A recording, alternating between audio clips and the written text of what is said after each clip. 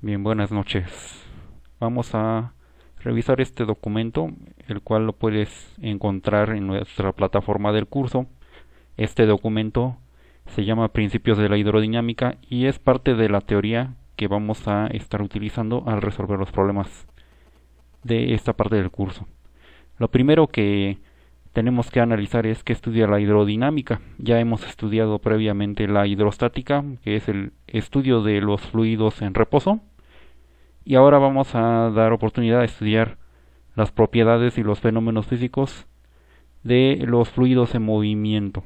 Entonces la hidrodinámica estudia precisamente eso, las propiedades y los fenómenos relacionados con fluidos en movimiento. En particular vamos a estar estudiando los líquidos. Dado que el movimiento de los líquidos en ocasiones se torna un poco complejo, vamos a hacer algunas consideraciones para poder facilitar el estudio de la hidrodinámica. La primera de ellas es que vamos a estar considerando fluidos incompresibles, es decir, vamos a considerar que los fluidos y en particular los líquidos no pueden expandirse ni comprimirse, es decir, su volumen siempre es constante. La siguiente consideración es que la viscosidad que ofrecen los fluidos va a ser muy baja o despreciable. Por lo tanto, los fluidos pueden moverse de manera casi libre a través de tuberías. Hay que recordar que la viscosidad pues describe precisamente la oposición al movimiento de los líquidos. En este caso vamos a considerar que esa oposición es muy baja. Podremos inclusive omitirla en nuestro estudio. Vamos a considerar también que las moléculas que integran los fluidos se mueven siguiendo trayectorias estables. ¿A qué nos referimos con trayectorias estables? Bueno, hay diferentes formas en las cuales se puede mover un líquido, un fluido. En esta figura tenemos dos tipos de flujo. Uno de ellos se llama flujo laminar y el otro flujo turbulento. ¿En qué consiste cada uno de ellos? Bueno, el flujo laminar, como podemos ver, nos muestra trayectorias prácticamente paralelas. Las moléculas de líquido se van a mover en trayectorias rectas y paralelas de una manera bastante ordenada, a diferencia de lo que ocurre en el flujo turbulento, en el cual vamos a tener pues trayectorias en las cuales existen remolinos o vórtices. Se forman también en ocasiones burbujas. Y bueno, si nos vamos a la definición de estos tipos de flujo, pues son precisamente eso. El flujo laminar es aquel en el cual las moléculas de los fluidos se mueven siguiendo trayectorias paralelas y estas trayectorias les vamos a llamar líneas de corriente.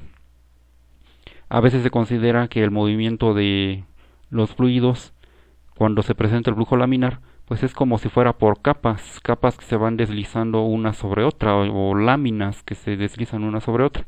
De ahí el término de flujo laminar. Por su parte el flujo turbulento, que como vimos en la figura es bastante desordenado, no presenta trayectorias definidas, ¿sí? Y en este caso las trayectorias se van a entrelazar formando los vórtices o remolinos. Es un poco más difícil o bastante más difícil el estudio del flujo turbulento, pero este flujo turbulento es muy útil también para algunas aplicaciones prácticas. Simplemente si queremos mezclar dos o más fluidos, no podríamos hacerlo si no existiera este flujo turbulento. Tenemos que agitar para poder mezclar. Y bueno, otro concepto muy importante en el estudio de la hidrodinámica es el del gasto y alguno parecido es el del flujo. ¿A qué se refiere esto? Bueno, para poder describir de una manera numérica, una manera más cuantitativa, cómo ocurre el movimiento de los fluidos, vamos a definir el gasto o caudal de un fluido como el volumen de un líquido que va a pasar a través de la sección transversal de una tubería por unidad de tiempo. Es decir, la razón entre el volumen y el tiempo. El símbolo del gasto es la letra G, por lo tanto, pues este modelo matemático nos expresa el gasto, cómo lo vamos a calcular. De manera similar se define el flujo de líquido como la masa de líquido o de fluido que atraviesa la sección transversal de un tubo por unidad de tiempo. Para indicar al flujo utilizaremos la letra F y bueno, su fórmula es masa dividida entre tiempo. Dado que en el sistema internacional el volumen lo medimos en metros cúbicos y el tiempo en segundos, las unidades del gasto pues van a ser precisamente los metros cúbicos sobre segundo. Y como en el sistema internacional medimos la masa en kilogramos y el tiempo en segundos, las unidades del flujo son los kilogramos sobre segundo. Son dos cantidades muy parecidas que inclusive nosotros podemos calcular. Si conocemos una de ellas, podemos calcular la otra. Por ejemplo, suponiendo que nosotros conozcamos cuánto vale el gasto de líquido y cuánto vale la densidad propiamente del líquido, podemos conocer el flujo mediante esta expresión. O de manera recíproca, si lo que conocemos es el flujo y sabemos la densidad del líquido, podemos conocer el gasto con esta otra expresión. Ambas fórmulas nos van a permitir pasar de gasto a flujo o al revés, de flujo a gasto, según lo que nosotros tengamos.